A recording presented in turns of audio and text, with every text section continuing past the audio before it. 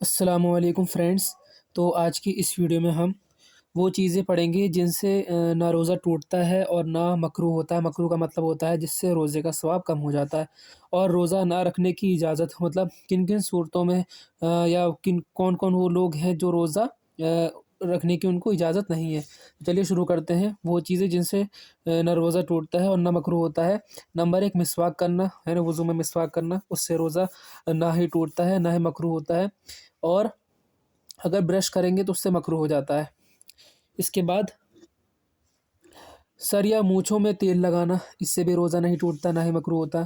آنکھوں میں کیا ہے، دوا یا سرما ڈالنا، اس سے بھی نہیں ٹوٹتا ہے نہ مکروہ ہوتا۔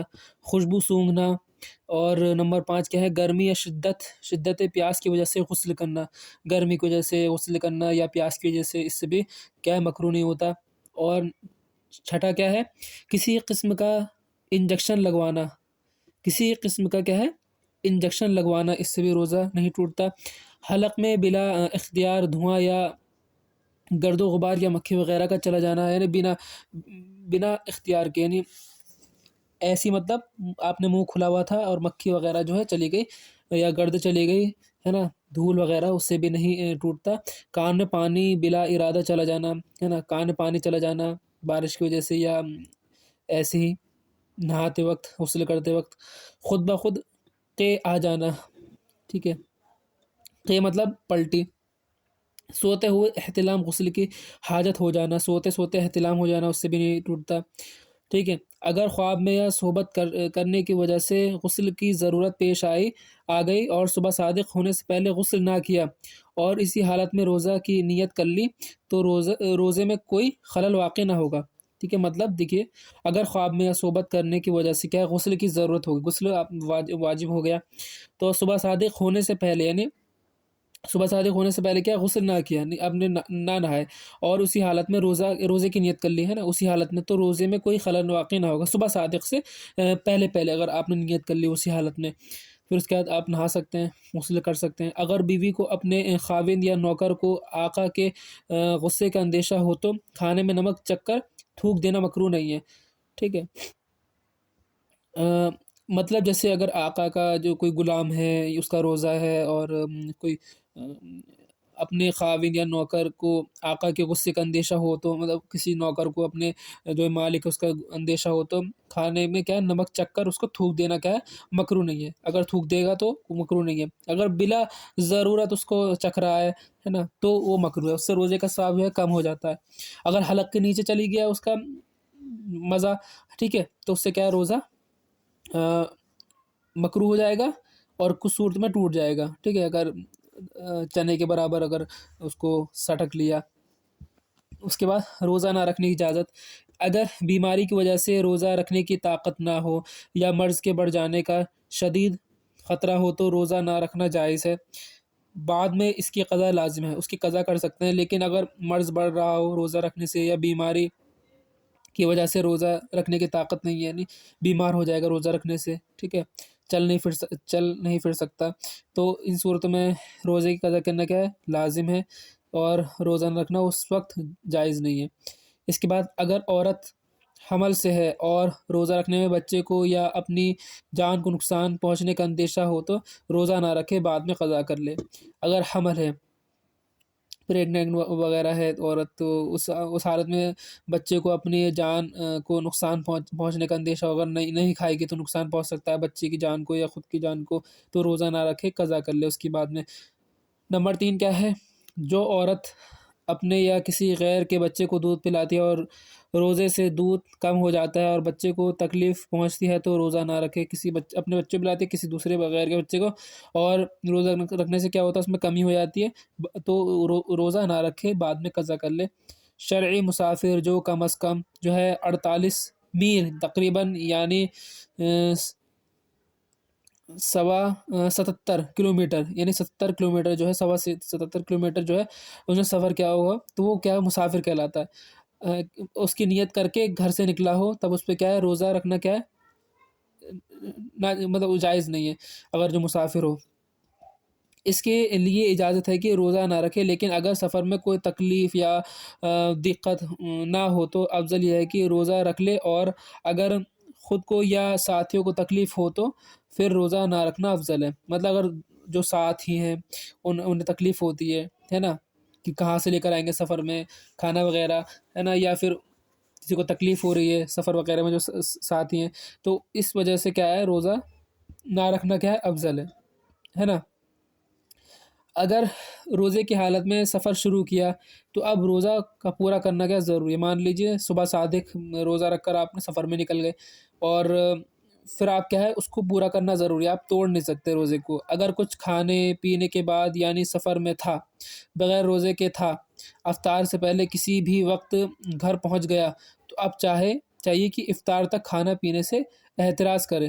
پھر سے سنیے، اگر گھر تک نہیں پہنچا سفر میں ہے تو وہ تو صورت الگ ہے، کیا کھا سکتے ہیں، لیکن اگر گھر پہنچ گیا اور افطار کے وقت سے پہلے، تو اس میں کیا ہے کسی بھی وقت گھر پہنچ جائے گا، اب چاہیے کہ افطار تک کھانے پینے سے احتراز کرے۔ اور اگر ابھی کچھ کھایا پیا نہیں تھا کہ سفر سے آ گیا، ٹھیک ہے، اگر ابھی مطلب کچھ کھایا پیا نہیں تھا اور سفر سے کیا ہے وہ آ گیا، ایسے وقت میں آیا جس میں روزے کی نیت ہو سکتی ہے، یعنی زوال سے 1.5 گھنٹہ پہلے، تو اس پر لازم ہے کہ روزے کی نیت کر لے۔ یعنی اس وقت آیا، یعنی زوال سے 1.5 گھنٹہ پہلے آپ نیت کر سکتے ہیں روزے کی، تو اس میں نیت کر لے گا وہ سفر سے آیا تو، ہے نا، گھر پر آیا، ہے نا۔ اگر اس کے بعد آیا تب نیت نہیں ہے، اس پہ روزے رکھنا ضروری نہیں ہے۔ پہلے بات تو سفر میں نہیں رکھ سکتا، اگر زوال کے بعد آیا تب نہیں رکھ سکتا، زوال سے پہلے اگر آ گیا گھر پر، ہے نا، سفر سے، تو رکھ سکتا ہے، نیت کر سکتا ہے۔ اگر کسی کو قتل کی دھمکی دے کر روزہ توڑنے پر مجبور کیا جائے تو اس کے لیے روزہ توڑ دینا جائز ہے۔ اگر کسی کو قتل کی دھمکی پر روزہ توڑنے کی کہ تو روزہ نہیں رکھے گا، قتل کی دھمکی دی تو روزہ توڑنا کیا ہے توڑ دینا کیا جائز ہے، پھر قضا کرے۔ اگر بیماری یا بھوک پیاس کا اتنا غلبہ اتنا زیادہ شدید ہو کہ بھوکا مر جائے، ہے نا، کسی مسلمان دیندار ماہر طبیب یا ڈاکٹر کے نزدیک جان کا خطرہ لاحق ہو تو روزہ توڑ دینا نہ صرف یہ کہ جائز ہے بلکہ واجب ہے، البتہ اس کی قضا لازم ہوگی۔ اگر جان کا خطرہ ہے، روزہ رکھے گا تو مر جائے گا، ٹھیک ہے نا، اور ایسی بیماری کے ڈاکٹروں نے بھی کہہ دیا کہ اس کا علاج نہیں ہے، اگر روزہ رکھنے سے وہ بڑھ رہی ہے تو روزہ رکھنا کیا ہے، روزہ توڑنا کیا ہے واجب ہے۔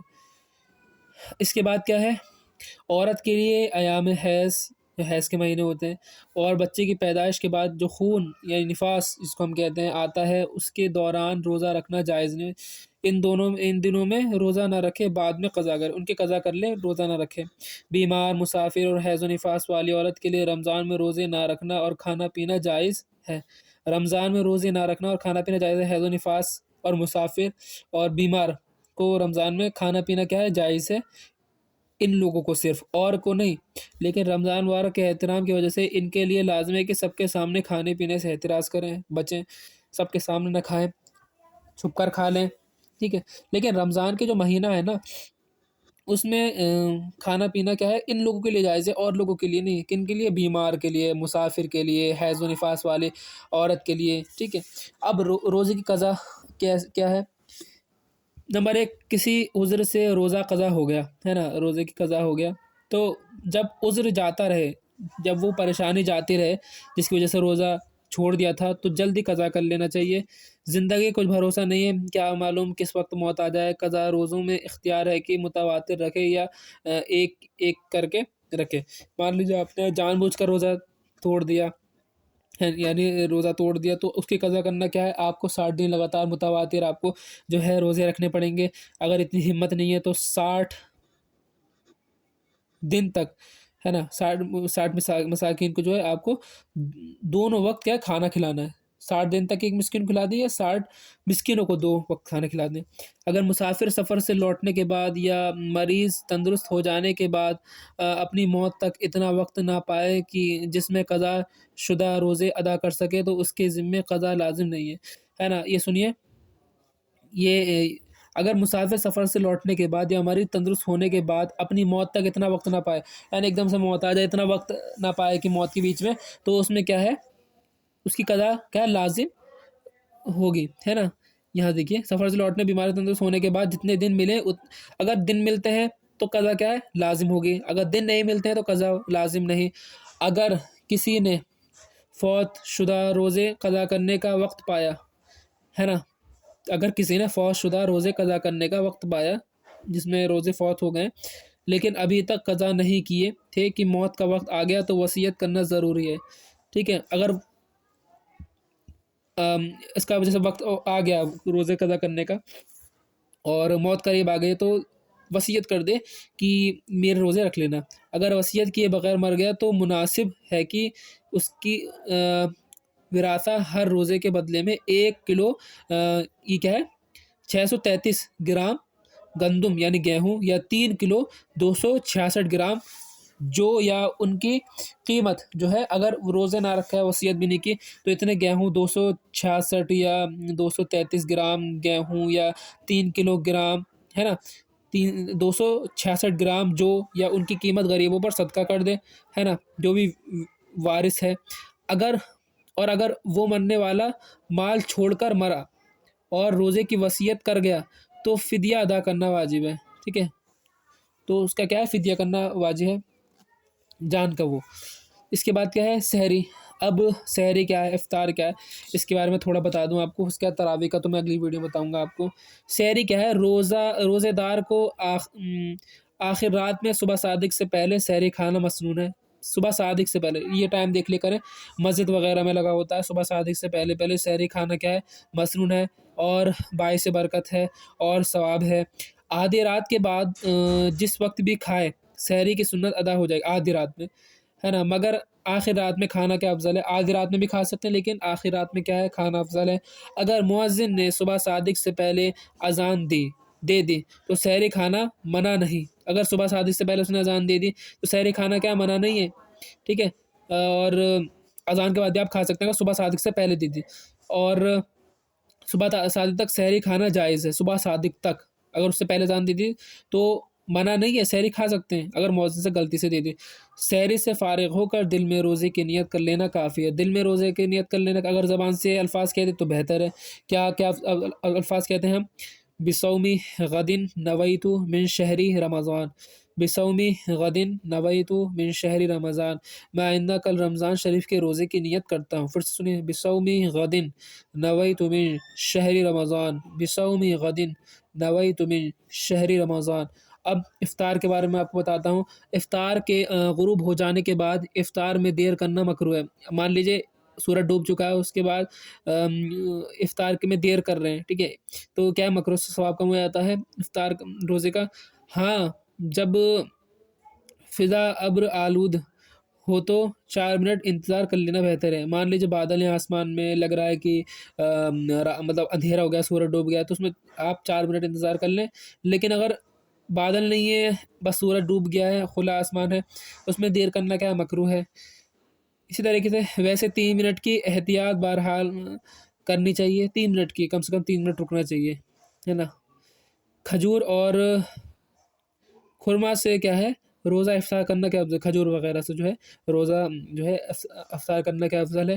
اور کسی دوسری چیز سے افطار کرنے میں بھی کوئی کراہت نہیں، کسی دوسری چیز سے بھی کر سکتے ہیں آپ، پھل وغیرہ سے، لیکن اس سے کھجور سے افضل ہے. اگر کسی دوسرے کی دی ہوئی چیز سے افطار کرے تو اس سے ثواب کم نہ ہوگا. اگر کسی دوسرے کی چیز سے اگر افطار کرتے ہیں، کسی دوسرے نے کچھ لا کے دے دیا اس سے افطار کر رہے ہیں تو اس سے کیا ہے ثواب آپ کا کم نہیں ہوگا. البتہ اگر یہ چیز حرام یا مشتبہ ہو تو اسے ہرگز قبول نہ کیا جائے. اگر وہ چیز حرام ہے تو اسے کیا قبول نہ کریں، کھانے میں حرام ہو چیز. اگر روزہ افطار کرنے اور کھانے پینے کی وجہ سے مغرب کی نماز و جماعت میں 10 منٹ کی تاخیر کر دی جائے تو کوئی مضائقہ نہیں. اگر 10 منٹ آپ لیٹ کر دیں روزے کی وجہ سے، افطار کی وجہ سے، ہے نا، کھانے پینے کی وجہ سے مغرب کی نماز جماعت کے لیے، تو اس میں کوئی حرج نہیں ہے. افطار کے وقت جو ہے یہ دعا مسنون ہے، یعنی اللہم لک صمت وعلی رزقک افطرت. اور افطار کے بعد کیا ہے، افطار کے وقت یہ دعا مسنون ہے بتا دیں. اور افطار کے بعد آپ کو پڑھنا ہے ذہب الظمأ وابتلت العروق، ذہب الظمأ وابتلت العروق وثبت الاجر انشاء اللہ. پھر سے اللہم لک صمت وعلی رزقک افطرت ہے نا. پھر افطار کی آپ کو دعا پڑھنی ہے. ہم یہی پڑھتے ہیں صرف, ہمیں یہ بھی پڑھنی چاہیے. ذهب الظمأ وبطلت العروق وثبت الاجر ان شاء اللہ. اگلی ویڈیو میں تراویح کے بارے میں پڑھیں گے. السلام علیکم.